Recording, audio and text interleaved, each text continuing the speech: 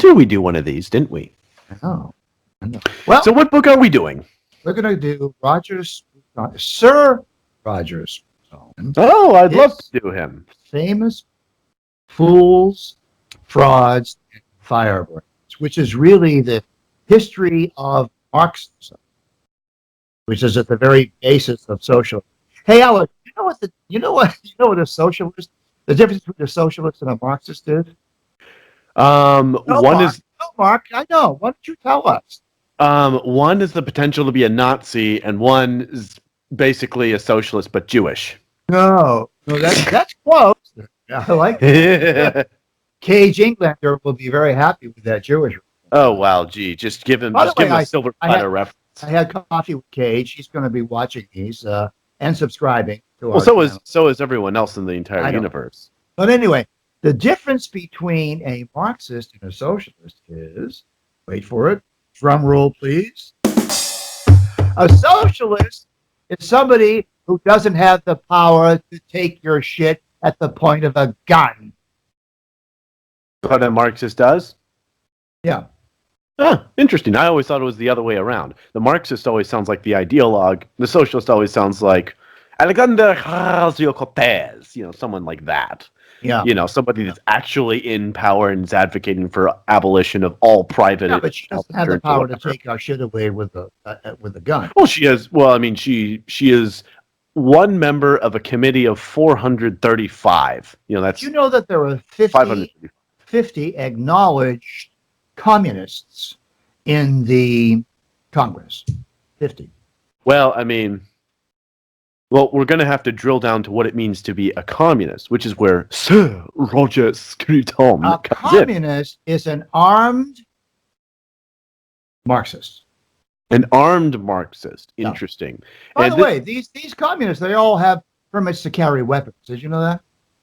Interesting. Yeah. So they're armed. So where exactly does Sir Roger Scruton come up with these definitions? Because I assume you're getting these definitions from Scruton. Yeah. Okay, so Sir Roger Scruton, he is a British philosopher. He was on the Sorry, homosexual.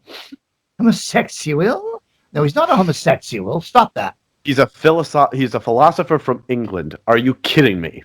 Well, you've got a point. He is married to a woman, but I mean, does that really change anything? I know the fact that almost every male in England is homosexual, who managed to produce children by some strange process, no one knows how. Yes, is a mystery. In any case, Roger, I don't think is a homosexual. At least he's never tried to. Well, I won't finish that. Anyway, so we both read the book. It was actually I even reviewed the book for the Economics Journal. Oh. We'll get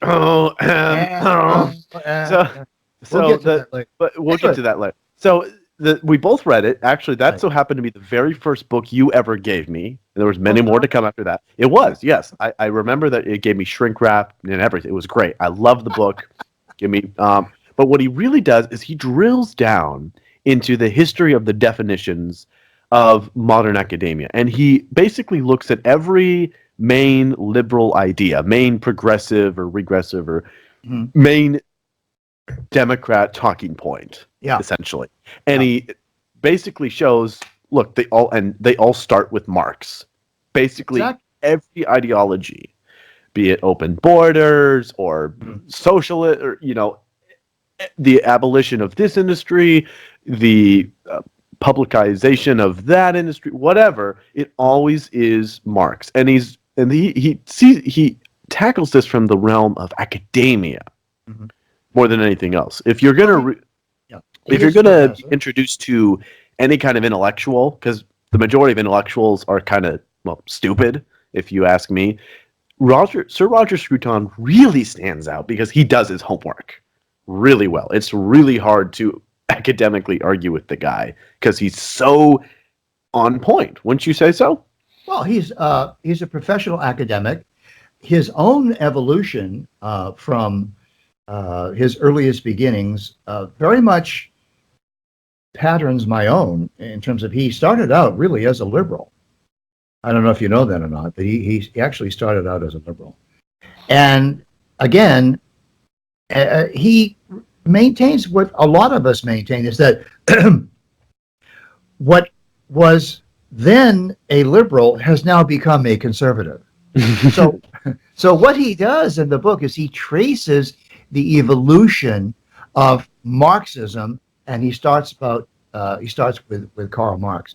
And what he does is he really, if you haven't read this book, you don't really understand how to read Das Kapital, which is a book I know you've read, Alex. I read the first volume, and it was exhausting, and I wanted to rip my eyes out with a spoon. It was so painful.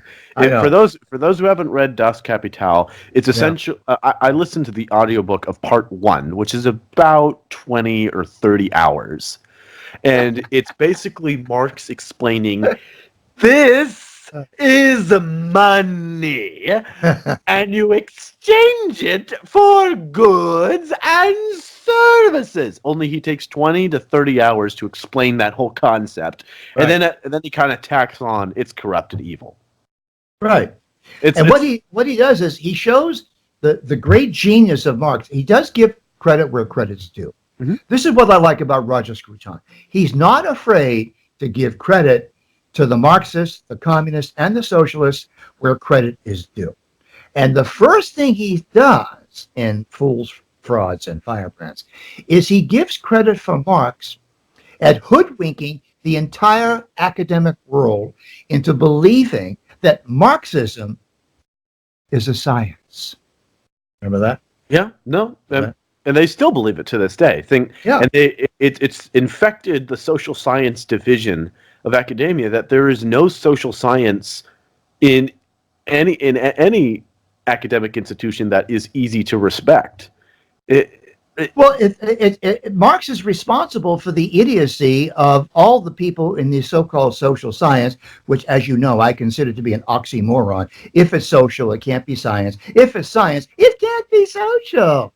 But the reason why it's everyone that it themselves, is. I heard a prominent political scientist say to me one day, "Well, I'm a scientist." I laughed my ass off. And you know exactly who I'm talking about.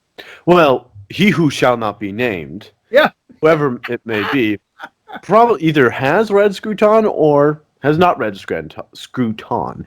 If not, then I think that's excusable. But if they have read Scruton, then it is inexcusable because he so brilliantly, I mean, a monkey really can understand. I mean, a lot of people don't like overly intellectualized concepts, and I get that, or works, because sometimes it's just too much information. But what he does is he systematically goes through all these modern thinkers and where they come from, where their school of thought came from, where that school of thought, who was its originator, and where were his ideas coming from.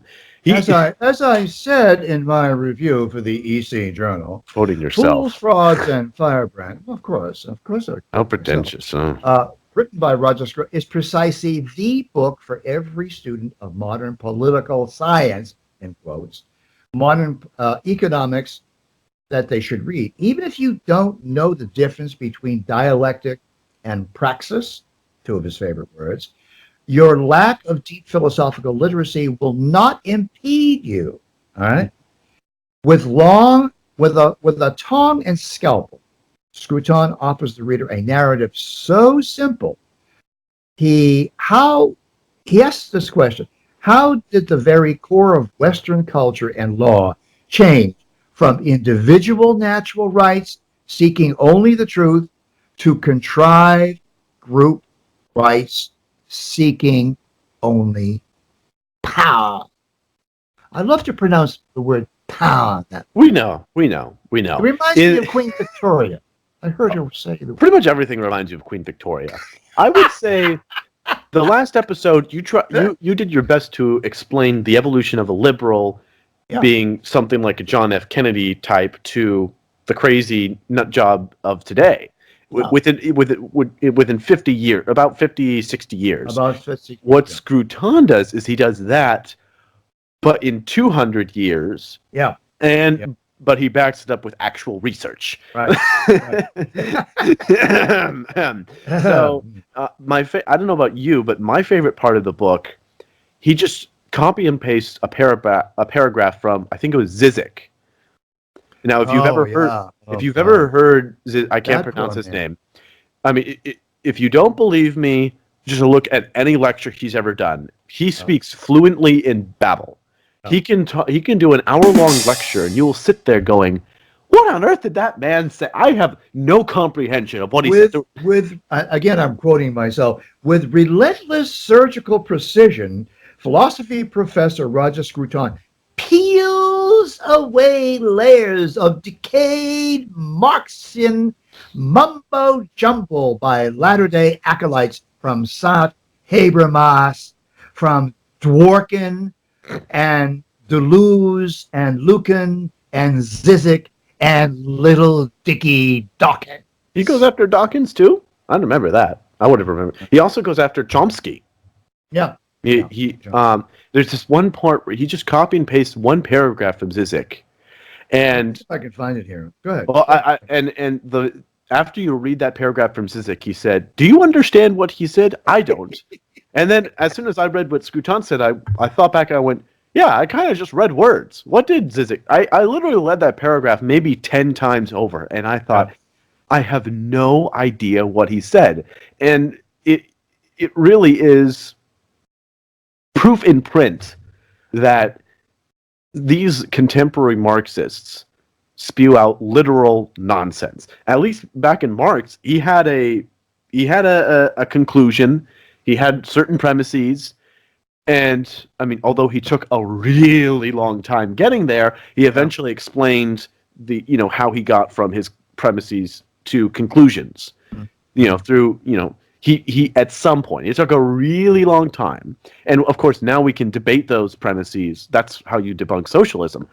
But what modern intellectuals do is they just fill in so much mindless information, kind of air, that it's difficult to debunk a whole book, even if it's all nonsense, because where do you start if it's all nonsense? Well, the key drill down that Scruton does is when he captures the essence of the so-called Marxist science. And the major premise of the Marxist so-called science is that there is nothing except material existence. Yep. That's all there is. There is no spiritual realm. There's no transcendent realm. So all of the arts, all of the beauty, all of the charity, all of the love, all of the religions of the world are bunk. And if you go, and I don't remember if Scruton did this, but if you look at Marx, he basically got all of his inspirations from Hegel. George Friedrich Hegel. Yeah. And Hegel basically is Marxism, but with, just adds upside down. No, it's upside down. It's upside down. Yeah. Whereas Marx said that there's only material, Hegel says there's only spiritual. Right. Hegel says that the universe is becoming more and more spiritual because of the dialectical clash between matter and spirit. Marx takes that and tips it right upside down and says, oh, no, quite the opposite. Materialism is destroying spirituality. Look out the window. The peasants are revolting. Yeah, it says that they don't even wash, especially in France. I mean, I mean, the interesting thing, it's interesting how both these giants could be so wrong and ultimately lead to so many deaths of so many other people through their ideology. I mean, I'm sure both of them didn't want that to result, but that is the apparent legacy of socialism and communism and ultimately materialism. Another thing he does is he distinguishes between communism and fascism. A lot of my students used to ask me, and I think you and I have talked about this, why is it that communism and fascism, Stalin representing communism and Hitler representing fascism, why did they try to kill each other? Because there's a fundamental difference between communism and fascism. And here's what Scruton has to say. Communism, like fascism, involved the attempt to create a mass popular movement and a state bound together under the rule of a single party, in which there will be total cohesion around a common goal. It involved elimination of opposition, very important, by whatever means, very important, and the replacement of ordered dispute between parties by clandestine discussion within the single ruling elite, involving the taking control in the name of the people, the very means of communication and education, and instilling a principle of command throughout the economy. Both movements regarded law as optional and constitutional constraints as irrelevant, for both were essentially revolutionary, led from above and by an iron principle. There you go, ladies and gentlemen. We read books so you don't have to, but you should seriously read this book anyway. No, you should. You should. You really, yes. I used to give it away like chocolates. Well, yeah. Could you give me another copy? I lent mine out too, like chocolate. Did you? Anyway, I'll send you another copy. Yeah. This is the Alex and Mark Show. Thank you so much for listening. Please read our book and subscribe. And we'll see you next time, folks. Bye-bye.